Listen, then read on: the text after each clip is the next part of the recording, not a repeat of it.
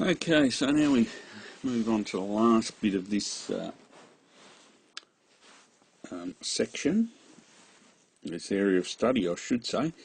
And so this leads us into what's known as the Heisenberg Uncertainty Principle. All right, so we're talking about quantum physics here, not classical. So the quantum physics assumes matter is a wave, like a light wave, and it's a probability wave. So it's a probability of detecting a particle in a small volume. All right, sounds all pretty complicated. All right, so Schrödinger came up with that idea, and then Heisenberg kind of took a bit further. So Heisenberg, and this is what his uncertainty principle, he proposed that measured values cannot be given to both the position and the momentum with unlimited precision. All right, so he's talking about position and momentum of something with unlimited precision, i.e. you can't know precisely where it is and precisely what its momentum is. All right, so you can know one or the other, but you can't know both. All right, and the other thing about this is that the uncertainty is not related to measurement techniques or limitations on measurement devices. All right, so it's not related to how well you can perform the experiment, how accurately your measuring apparatus is, or anything like that. But it's an outcome of the wave-particle duality. Ooh, that's a bit ugly. So the wave-particle duality, and previously in a couple of lessons ago I mentioned about, I think, is it a wave or is it a particle, and said depends. All right, so it's got aspects of both. All right, and the interactions between the object being avert and the effect of the observation on that object. All right, so it's again back to is something a wave or a particle? It depends. Again, it depends on what experiment you're doing, what you're trying to get it to do. So sometimes it might behave like a wave, and sometimes it might be behaving like a particle. All right, so for normal non-quantum, that's the stuff that we look at on a day-to-day basis, any variation in position and momentum due to the size of stuff, any variation in position and momentum we consider insignificant. However, on the atomic scale, the uncertainty is very significant. So if you're talking about something like an electron, the size of an electron, going through, say you've got an electron and you're shooting it through this gap here, and that gap might be 1 millimetre wide, for example.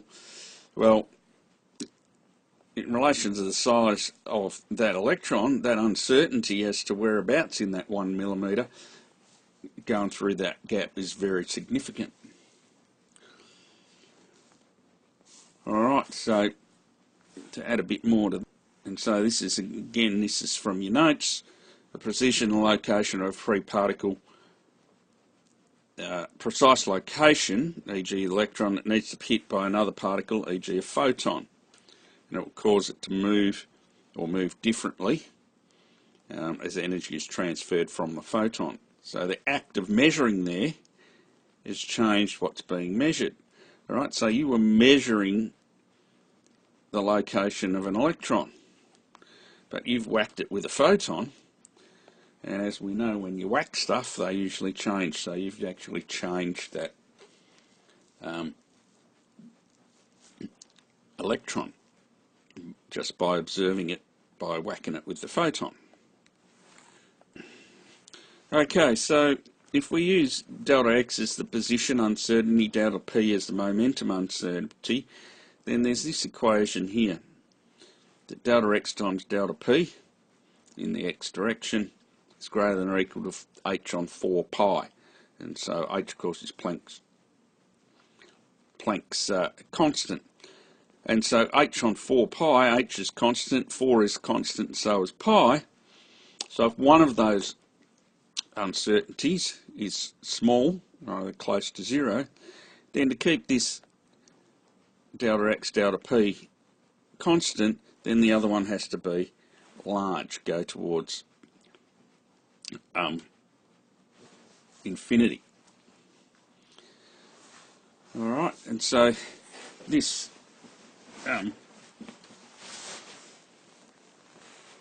expression, delta x times delta momentum in the x direction, greater than or equal to h on 4 pi, is what we use with Heisenberg's uncertainty principle to know where something is, maybe, or maybe not. Alright, so next bit in your note. So to make things easy for ourselves, to work out about the uncertainty, we use delta x, delta p is equal to h on 4 pi. And so if we have a look at that as x decreases, so the uncertainty in the position increases, then the uncertainty in the momentum has to increase. So, summarising that, according to Heisenberg's uncertainty principle, then this is the case. So, if we think about more exactly the position of a particle known, the less is known about its momentum. And conversely, the more precisely know about its momentum, the less we know about its position. Okay, so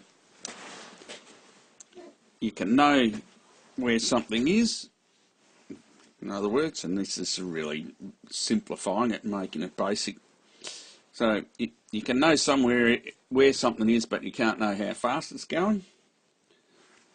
Or you can know how fast it's going, but not where it is. And so I've said how fast when we're talking about momentum, but remember, momentum is mass times velocity. All right, so your momentum's related to your velocity, and so that's kind of why I've kind of coined that bit of a phrase to, you know, give you a bit of an idea. So you can know where it is, but you can't know how fast it's going, or vice versa. Alright, so how does that relate, Heisenberg's uncertainty principle, relate to all this light and matter stuff? Well, if we look at single slit diffraction, and we've done that in the past, but if we look at it again,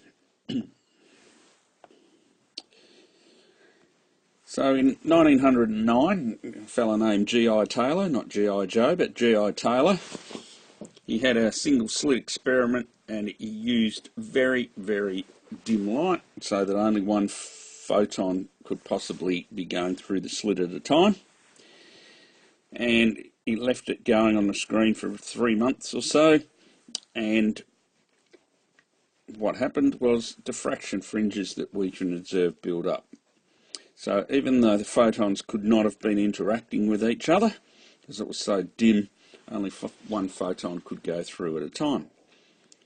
So we're talking about there, if it's one photon and we're thinking photon as a particle, we've now got Taylor demonstrating diffraction by a particle. Oops, wrong way. That's not what I'm after. So, to draw on Heisenberg and say, okay, so as a photon passes through the slit, we know the slit, so we know its position with some certainty. So Heisenberg says what this does, it introduces uncertainty in the momentum, so the beam spreads out.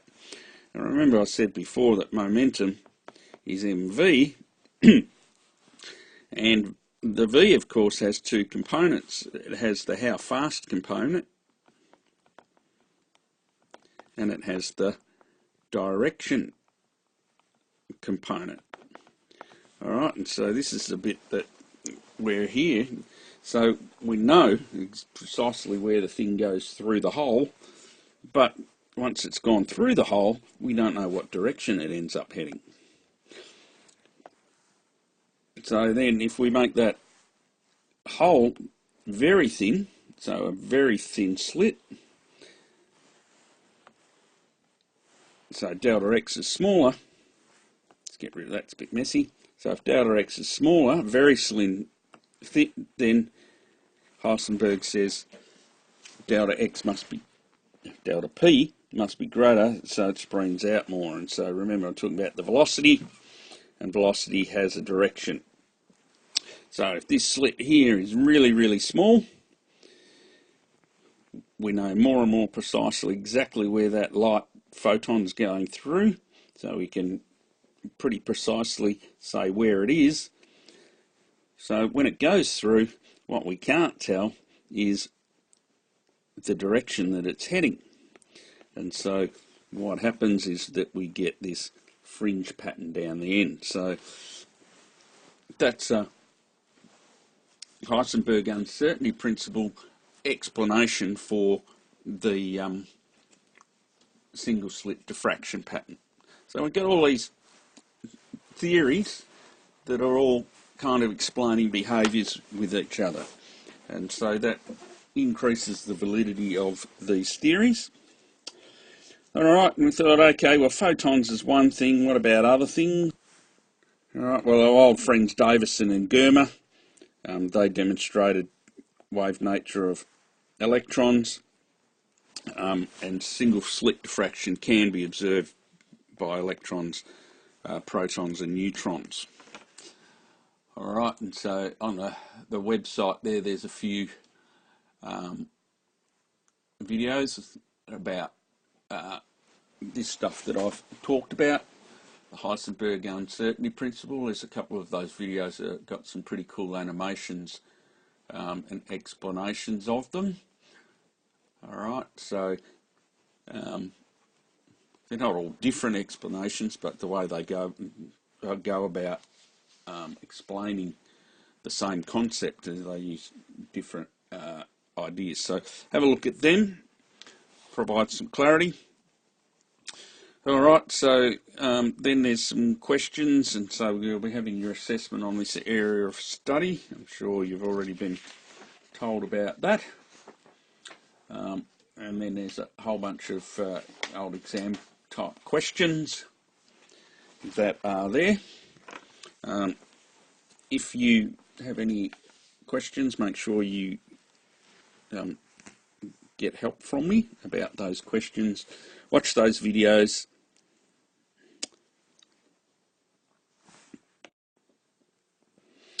And finally, one of the great unanswered questions in the world is Santa. How does he get round to all of those people all at once? And what I put you in the notes there is Dr. Karl Kruszelnicki, his explanation of the truth about Santa and how Santa can get round and deliver all those presents. So if you want to have a little bit of fun, go and have a look at that. Alright, that's it for this area of study.